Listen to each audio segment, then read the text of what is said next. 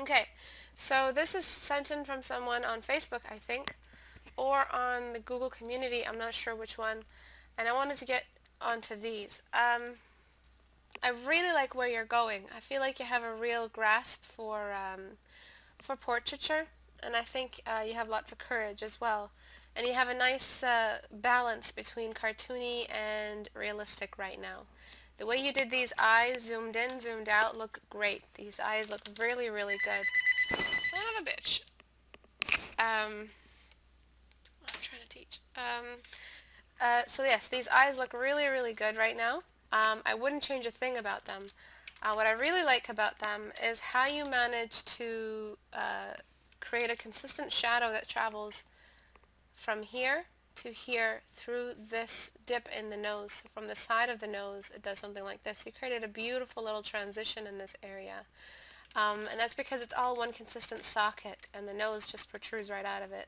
Stuff that I would recommend you change. I don't like how you forgot to illuminate the nose. The nose has an illumination on it. One of the largest illuminations on the face is in the nose, on the nose tip, because that area protrudes completely. It's just, it has an actual altitude compared to the rest of the features on the face.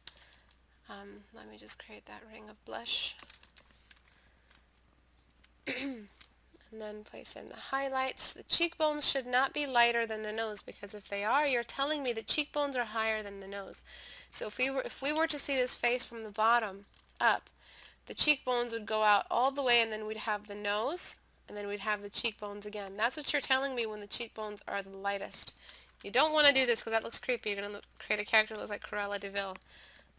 What you want to do is soften the light on the cheeks. They will still be one of the light spots. They will still be illuminated, but they will not be lighter than the nose. Okay, I'm not sure if you're with us today, whoever drew this, but if you're watching now, just say okay back and I'll hear you.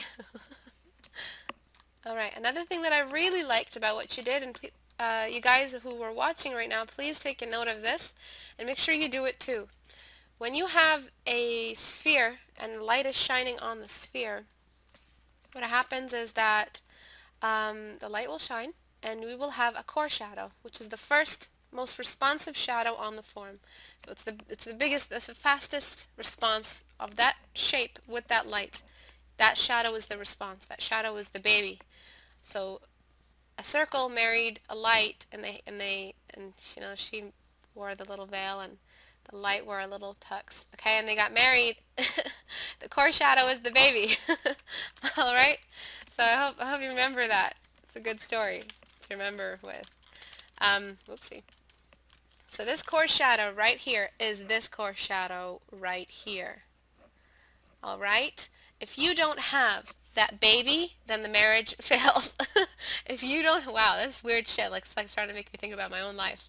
Maybe I want a baby. I don't know. So if you don't think about this primary shadow caused by the primary light source first, the child of both the shape and the light, your image will not feel like it actually exists in an environment where there are relationships between form and light.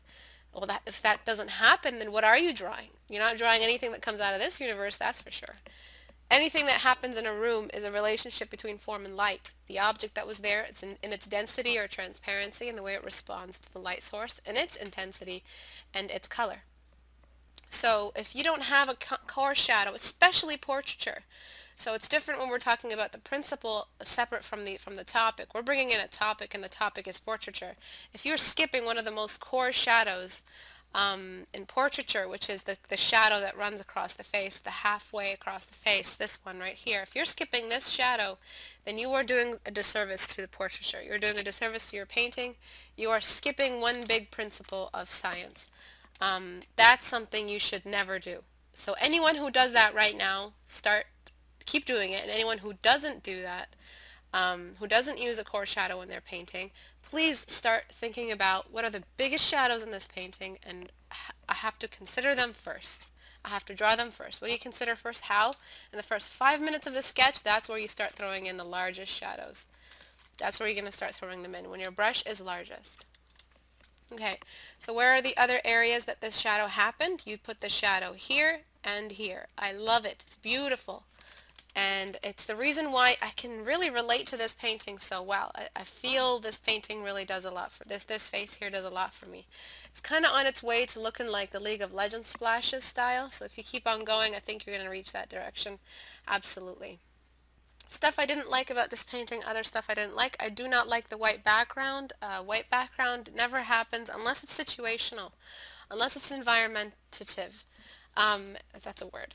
And if you are not, if you are studying right now, and this is a study, as I said, the study papers should never be white.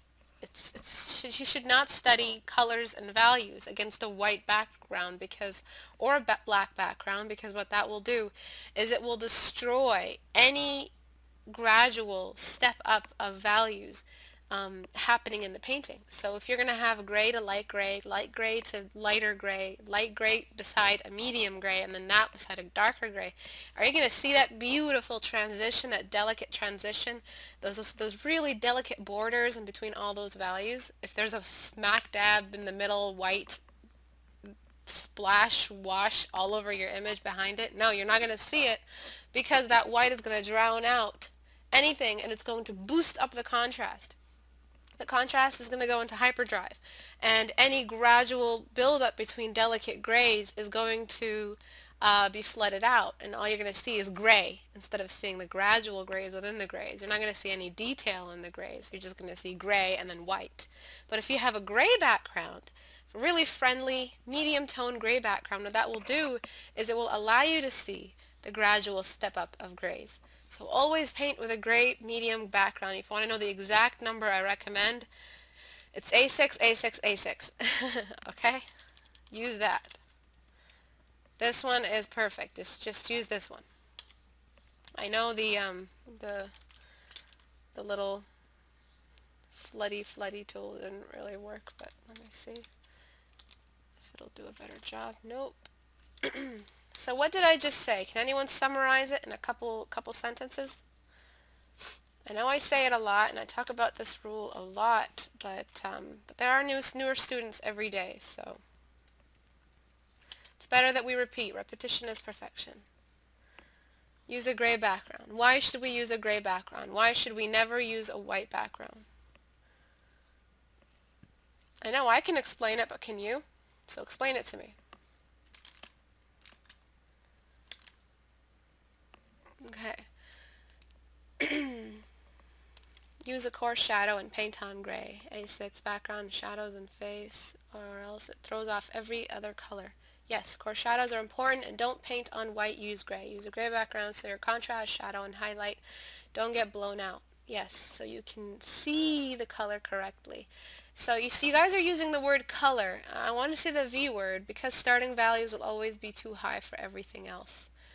That is also, that's on the nose, but not quite there. Because the white is evil. Your eyes will explode because white kind of eats values too bright. Yes, Emmanuel, thank you. So it eats the values, and it's exactly what I was trying to say. The key word here is values, and it's the gray in the color. It's not so much the color, because gray against a lot of color is just going to make the color look saturated. I'm not talking about anything other than grayscale right now.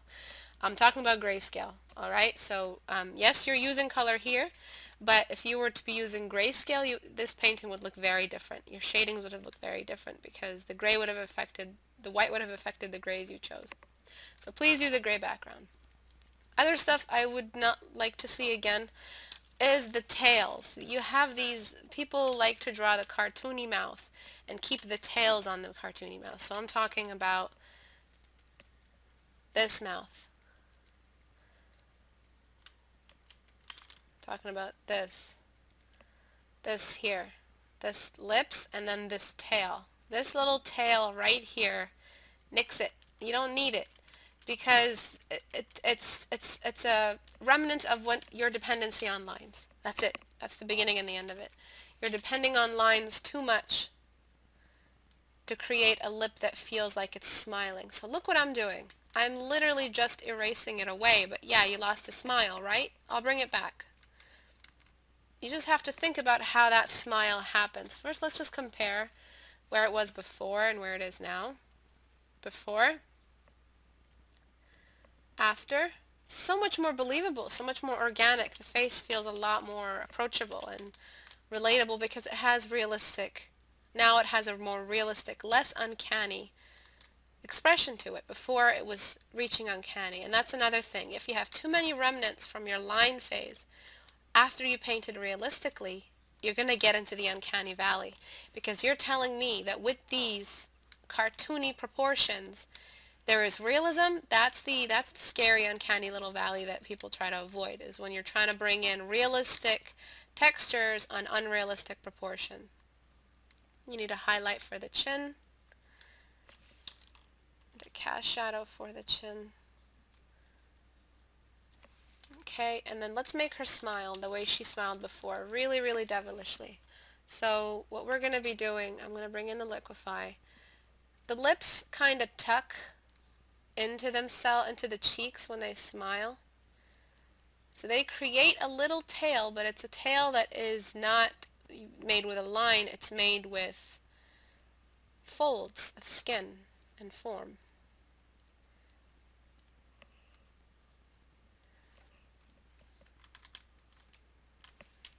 And all I have to do now is just introduce that delicate little dark spot that lips have. Lips have a dark spot. They're one of the 6 dark spots. So you got a dark spot on the eyes, nose, and lips.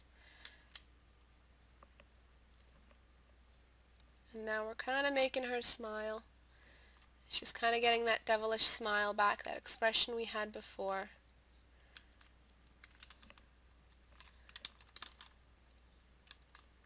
A little bit of a bump on the lip corners. And then now that I fixed that, once you fix one thing, other things show up. So the chin kind of started revealing itself as being too large.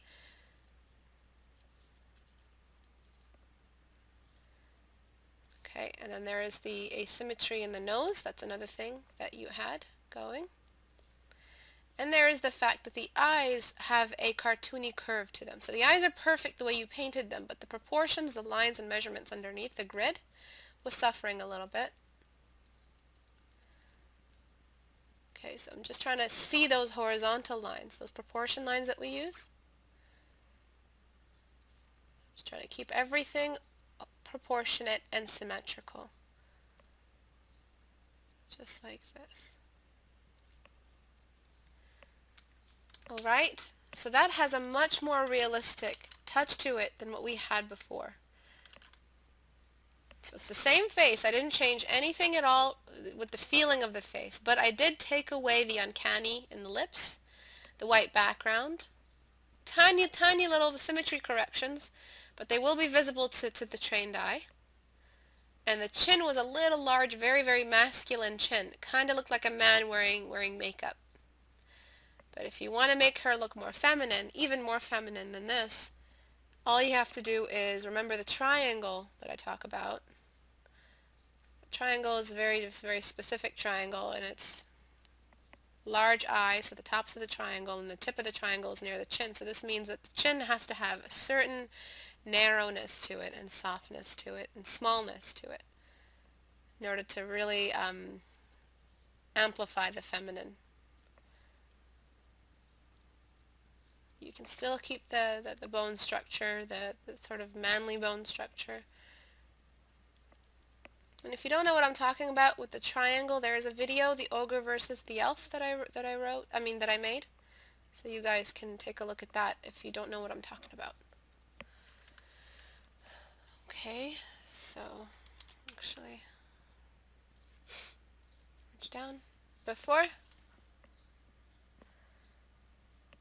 after. Same face, but so much more believable. Any questions? Bad bass animations. I need to check that out. I tend to give all my ladies mansions. Yeah, it's very easy. It's like the easiest little fix. You just crop that extra skeleton and draw right out of there, and you'll have that feminine touch. It is the ogre versus the elf video. It's one of the recent videos on the YouTube channel. Any questions regarding this critique? So before, after. Hello, Norelis.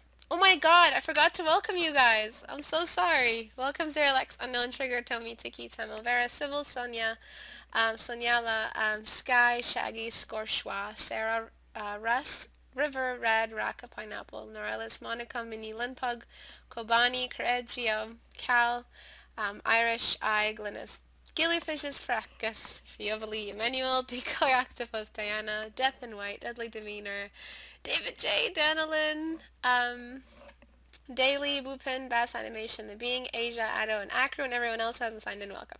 I'm so sorry. I just wanted to get straight into the critique. Lots of people here today. I don't know if I can welcome everyone if it hits more than 60 continuously. But yes, let me see if anyone has any questions.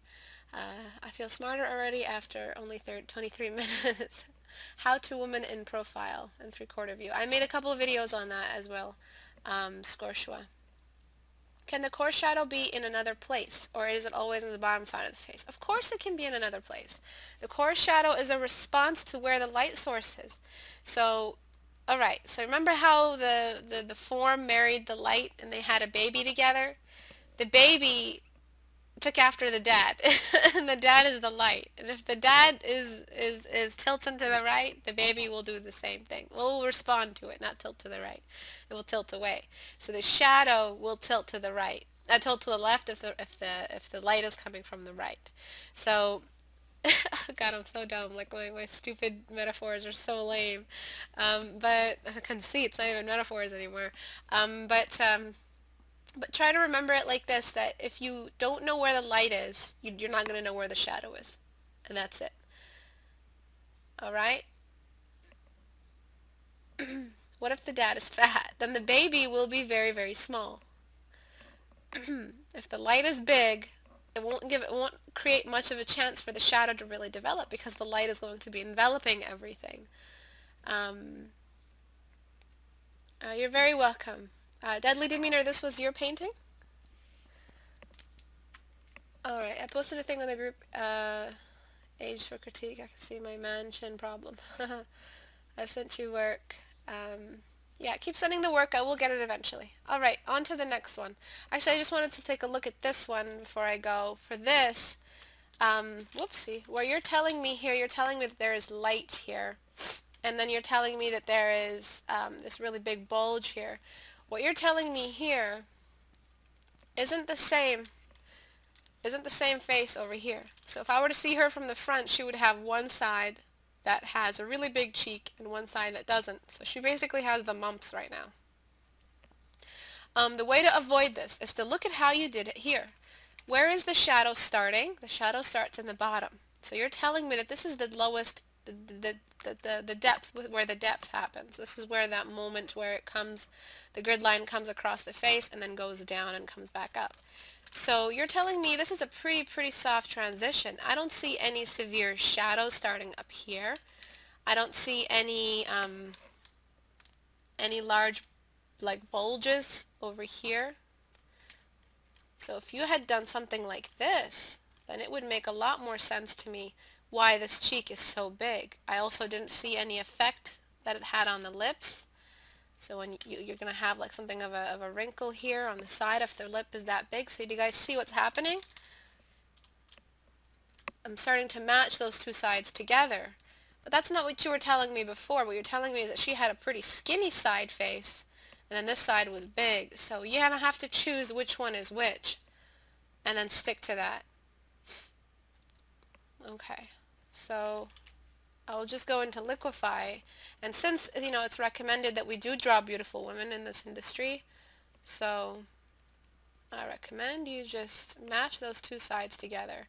And this is what happens when we do three-quarter view. We forget that both sides have to be the same, and the confusing thing about three-quarter view is that one side you're seeing it head on and the other side you're seeing the contour.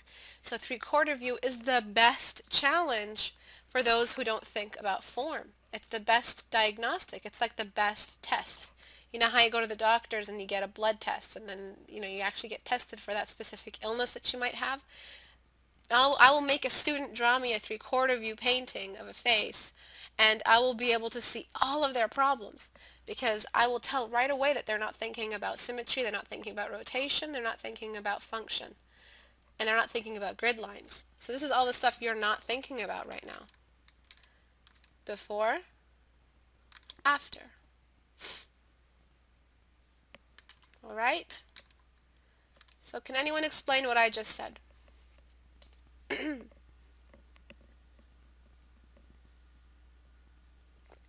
Like in a sentence or two.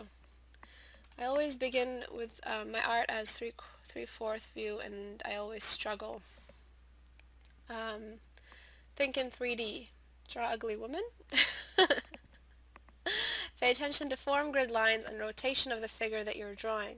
Exactly. That will help you preserve the symmetry when you rotate that face that you're thinking about. So when you rotate the face, you're not going to overcompensate and create a wrong representation of that edge. So this is a lot more complicated than I'm making it out to be. It seems so simple when I explain it, but it's actually very complicated. You're going to have to, basically what I always do to one last little push is I do something like this where I outline the shadow of one side. So this is what you did, right? I'll outline the side of it up until around the chin, and I will duplicate the layer, flip it horizontally, and bring it to the next side, rotate it, and that's pretty much what the other side should look like. Alright, so this is the aha moment that I always get from my students. It's not going to look exactly like this because this isn't a very accurate outline of what she did or he did, and this isn't an outline of where the skeleton happens and where the fat happens. So this would actually be a less of a dip over here because there's that chunk of fat. So it would actually be less of a dip. If she was anorexic or very, very skinny or like very, very old, yeah, we would have this really deep cheekbone bend. That's pretty much what I'm trying to say, is before you had it like this, and then we had no shadows telling us that it was like this on the other side. So whatever you're doing here, you're seeing the edge of it over here. There are no edges here, there is an edge here. This edge here is a reflection of the shadows we view here. Alright? Witchcraft. Yeah, no hocus pocus. It's all physics and science. Yeah, so please remember that that if you don't think 3D, you're not going to draw 3D. You got to think 3D. All right. So on to this one over here. This was given to me about a couple of days ago, I think, and it's got one really big issue with it. It also has a 3/4 view issue, so you can see here the high point of this cheek is over here, and yet we have the high point of this cheek over here, and there isn't, so we're seeing something like this on this side, something like that Maleficent lady, but there's nothing like that on this side.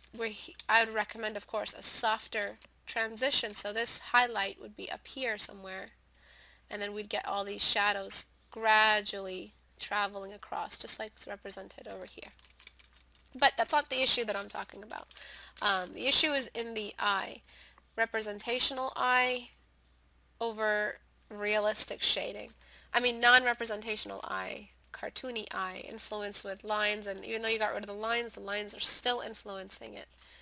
They're still working under the shadows. So what we need to do is just literally tuck that in. Yes, the cuteness triangle is depleted. Yes, there is a serious change in the way this character looks. But, if you have a very particular taste in cute, where you are sacrificing realism and function for the sake of that cute will only look cute to you. It will not look cute to everyone. Everyone sees realism day to day. And if you have realism in your work plus cute elements, you will be able to relate to a larger audience. So don't say, yeah, it looks cute to me, I'm going to keep it like that, because yeah, it's going to look cute only to you, and that's going to be it. You're going to be your only #1 fan. If you want fans of your work, people who actually read what you're creating, realism has to be invested. And so I literally tuck that in there because that's how the body functions. That's where the eye is. It has to be on the front parts of the face so it can look ahead of it. We're not animals, so we don't need our eyes on either side of our faces, like a horse or a cow. What we're seeing in front of us is a relationship of those two eyes and how they cross, how the lines of vision cross over each other. So we're going to need this eye not to hover over those quarters, but to stay in the front quarters. So what I mean is the head is a cube and your eye was all the way on this side. So your eye, if I were to see this person from the front where you had them before, you'd have one eye and then you'd have the other eye over here. Then you'd have the nose and the mouth. Your eye was all the way over here, finishing up on the other side of the cube. There should be no eyes over here. Alright, so it's actually not quite accurate. It's somewhere around here. There should be no eyes over here. All face, all side. Alright? So the three-quarter view, basically why it's called three-quarter view is because the face, a human face, is divided into four quarters. 1, 2, 3, 4. In the three-quarter view, we're only seeing these three, and this side is not visible to us. We're not seeing the other ear. So that's why it's called three-quarter view. And the eye should not be all the way over here, because the reason why you put it there is because you're still thinking back in anime and cartooning, where anime and cartoon don't really think about the three-quarter view and the four quarters of the face and how the features are distributed evenly. So let's try to make this eye a little less a little more representational and a little less cartoony. So I'm going to throw in some core shadows. Those help me find a ground and a foundation, so I'm not too lost. I'm going to zoom out a little bit. There needs to be a shadow for the bottom of the nose, traveling down. The nose is a touch too I hate saying this, but he really did do it to his nose, and I'm sorry, man, may God rest your soul, but it looks like a Michael Jackson nose. What we need to do is bring that button back down and push it down so the nose has a lower, less pig-like. I'm so sorry, Michael Jackson. God rest your soul. But a little less pig-like and a little bit more, forward in its I guess, in its altitude. Okay, so that done. Don't want to take away from her cuteness, so I'm just going to bring that back in. And let's go into the eyes again. So throw in some basic core shadows just now. I'm going to try to soften up these lights over here. Like I said, you need a softer little cheekbone area. And then you need that core shadow that comes across half the face. Please don't forget that. And then the chin interrupts that shadow, and so does the upper lip.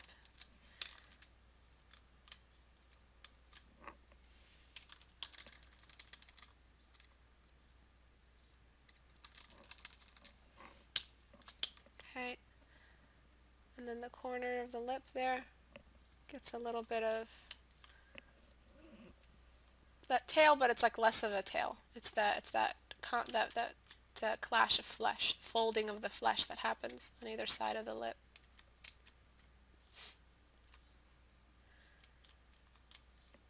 Okay. Cupid's bow, you see you have like these really dark shadows there. Keep the Cupid's bow shadows light. You don't need them to be that intense. They can be a very, very little, gentle shadow. It's just a relationship of edges. Sometimes just make the edge harsher. You won't need a darker color because the edge will take care of that for you. And then you've got the core shadow coming from the nose. Remember, the core shadow isn't just in one area. The core shadow is the name given to the biggest shadows that respond to the biggest light source. Those are the core shadows.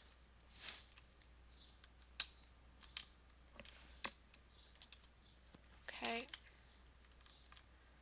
So I need to make her cheek look like it's the same either side. I'm going to bring in some of this pink and put it in the lower eye. So now we're bringing in function. We're thinking about what happens in real life. You're using really, really gray darks and dark purples. If you want the skin to look alive, don't use a shadow color without red. Make sure the shadow color has some red in it. Make sure it's not some barky brown color. I'm going to bring in the exact color you used for the hair for the eyebrows. I think her eyes are a little hooded, I'm not so sure. And we've got the core shadow happening from the socket. So the eyebrow bone is throwing a shadow over the face, over the eyes, I'm sorry. And it's casting shadow, so we're going to see lines, just like that.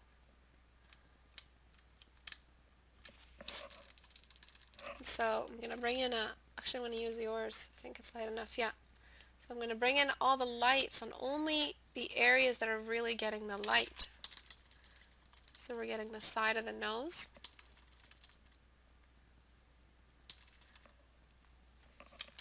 just like this, the lips, and the chin. Those are the only areas getting some light. Everything else is hidden in. And this little corner you have, this little corner, that little corner like that, what you can do is replace it with some scattered eyelashes and get rid of it, because that corner doesn't happen in real eyes. It's not there. It can be there, you can fake it with makeup, but as for anatomy, it's not there. And we need to see that pupil so the eye can feel alive. And I'm going to blend in some of the whites of the eyes in with the green of the eyes. And that's because water is there, and water works as a sort of screen that blends everything together. And there's that shadow. And sorry I'm not working on the other eye, I don't have that much time. And I'm just going to stipple in some lower eyelashes. Be careful, because lower eyelashes can be over-rendered very easily. You don't need much to represent the lower eyelash.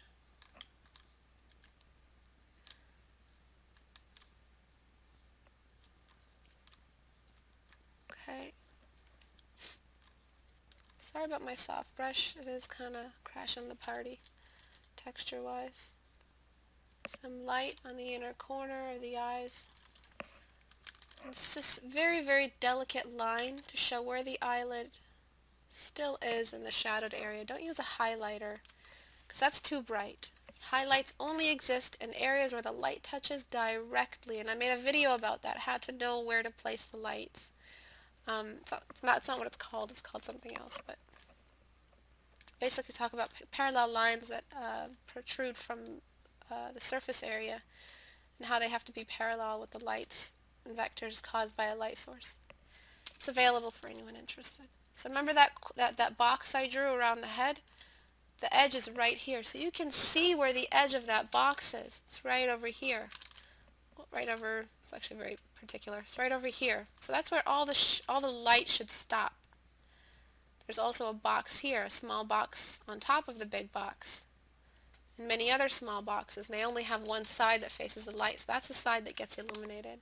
So you have to make sure this line stays consistent throughout the face. Yes, you can blend it, but it's very particular line.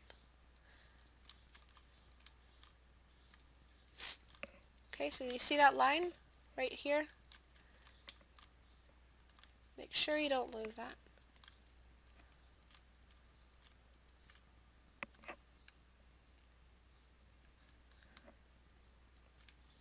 Yeah, basic planes of the face, anything that talks about planes of the face, it will help you get a better sort of imagination, how to imagine the face better, so that when you throw in those big blocks of light early on in the painting, you know where to throw them in accurately. You're not just throwing them anywhere. You're throwing them in very, very, very special places. Oops.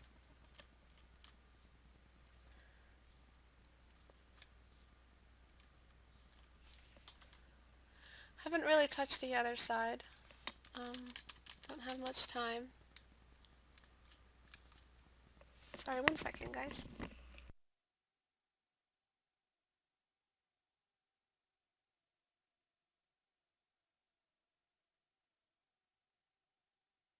Yes, Adele, there is a curve. Absolutely. There is definitely a curve on the forehead. So the line would be like this instead of like this. So just like that. But I would still need to know what we're doing with the hair in order for me to curve it around the shadows that are caused by the hair as well. So we're going to have cast shadows come in from the hair. And usually what I do is, if you want to blend the face in with the hair best and then cast your shadows, just literally drop tool the color of the hair and just gently paint it over the edge, just like that, and you'll blend it in very nicely.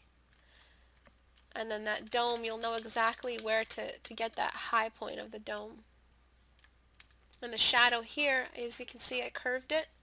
It also needs to be curved. So all of your shadows should be curved and lights should be curved like this, so you show that if we were to see her face from the side, it would be curved like it should be. Maybe that's a bit crazy, but it would be curved like this. So this curve right here is very important. Thank you, Ado. Was it Ado who said it? Yes. Okay, as for the other eye, we need to make sure it matches.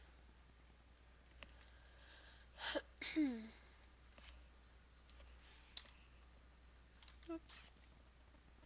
So again, with the symmetry, symmetry is vital. If you're not thinking about symmetry, if you're not measuring it, if you're not thinking like literally just mathematically, scientifically, you're going to have to deal with it when you're done rendering. And you're going to render over false proportions. And if you render over false proportions, what happens? Can anyone tell me and explain to me what happens when you render realistically over something that's not measured realistically? What happens exactly?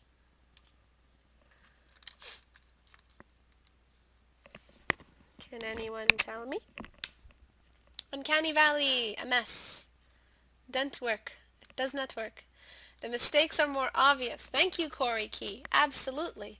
The mistakes are more obvious because you're not giving them a chance to get away. You're like, hey, let's be real together. Oh, okay, but you're going to see all my secrets. I'm actually not actually very well measured. And then they actually, they paint the person very realistically in the eyes like, no, you've discovered me. I'm not a very well measured eye.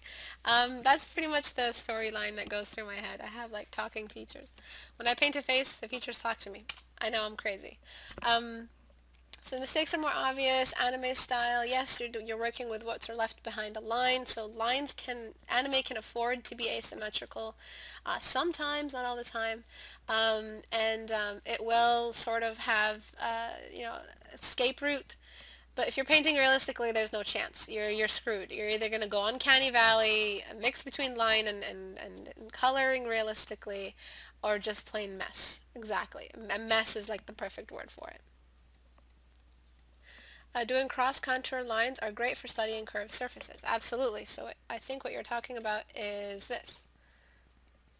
And then you do this. And the same thing over here. How they curve. And that's where you're going to throw your shadow. So if you're doing a brush stroke in this area, you'll know, if you're seeing this in your head, you'll know the brush stroke travels this way on the cheek. But if you're doing it here, you're going to move your brush this way. So you can't just move your brush this way. Yeah, I'm just going to go and do whatever I want as long as I put the colors in the right spot. No. Sometimes just creating that grain, that contour, kind of creates the illusion of grid lines. So if you're curving along the cross grid lines, you're going to create the feeling of an invisible layer of grid lines that the audience doesn't really see, but they're going to have a sense for a more realistic surface area. Okay? So almost done with this. I'm just trying to make sure that the symmetry is perfect. And this will be it for today. I'm sorry if I don't get to yours. I do want to apologize and create a mass apology for anyone whose work I have not reached yet. Sometimes there's a specific theme I want to stick to in the critiques. Sometimes people send me stuff that is very similar, challenged very similarly. As you can see today, we covered a lot on form and three-quarter view. And a little bit on portraiture, so that was really important for us. So we have to make sure that sometimes we stick to the theme, and if I'm talking about figure drawing in one critique and portrait in another, I feel like the lesson isn't really solidified. or like landscape. I used to do that. I used to do everything, and I feel like it didn't really create a solid lesson plan. I know I don't have a fixed script. I don't really work with a script, but I do want to have some organization and focus.